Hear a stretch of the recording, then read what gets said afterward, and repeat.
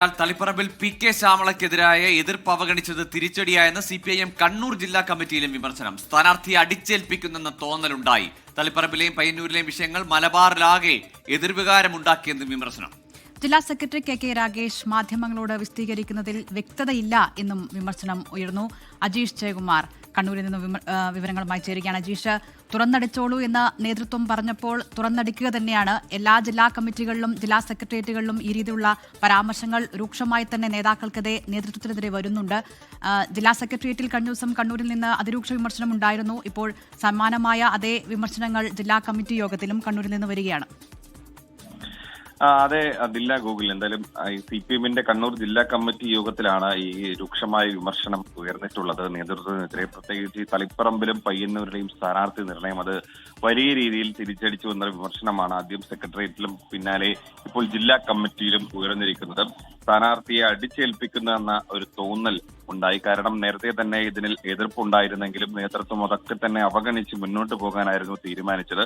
സംസ്ഥാന സെക്രട്ടറിയുടെയും മാത്രമല്ല ജില്ലാ സെക്രട്ടറിയുടെയും ഒക്കെ പ്രതികരണം പാർട്ടി അണികളെയും അനുഭാവികളെയും പാർട്ടിയിൽ നിന്ന് അകറ്റിയെന്നും വിമർശനമുണ്ടായി. തളിപ്പറമ്പിലെയും പയ്യന്നൂരിലെയും വിഷയങ്ങൾ മലബാറിലാകെ തന്നെ ഒരു എതിർവികാരം ഉണ്ടാക്കിയെന്ന വിമർശനമുണ്ടായിരുന്നു. ജില്ലാ സെക്രട്ടറിക്കെതിരെയും ഇന്നലെ രൂക്ഷമായ വിമർശനം ഉയർന്നിരുന്നു. പ്രത്യേകിച്ച് ഈ പയ്യന്നൂർ വിഷയത്തിൽ അദ്ദേഹം കൈകാര്യം ചെയ്ത രീതി അതിനെതിരെയാണ് വിമർശനം ഉയർന്നത്. അദ്ദേഹം മാധ്യമങ്ങളോട് കാര്യങ്ങൾ വിശദീകരിക്കുന്നതിൽ വ്യക്തതക്കുറവ് ഇല്ല എന്നുള്ളതായിരുന്നു അംഗങ്ങൾ ഉന്നയിച്ച വിഷയം. ചില വിശദീകരണങ്ങൾ പരിഹാസ്യമായി മാറിയെന്നും പറയുന്നത് പല ആളുകൾക്കും മനസ്സിലാകുന്നില്ലെന്നൊക്കെയുള്ള പരിഹാസ്യ രൂപേണയുള്ള വിമർശനങ്ങളാണ് പ്രധാനമായിട്ടും ഉയർന്നത്.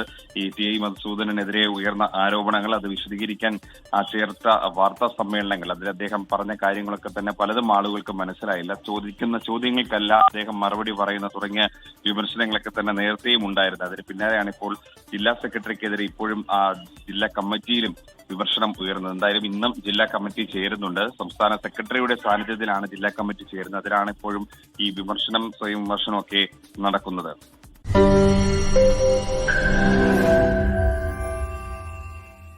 ലോകത്തെവിടെയായാലും ഏത് സമയത്തും 24 വാർത്തകളും ഓഗ്മെന്റഡ് റിയാലിറ്റി പാക്കേജുകളും എക്സ്പ്ലെയിനറുകളും വിശദമായി കാണാൻ ഞങ്ങളുടെ YouTube ചാനൽ നിങ്ങൾക്ക് സബ്സ്ക്രൈബ് ചെയ്യാം.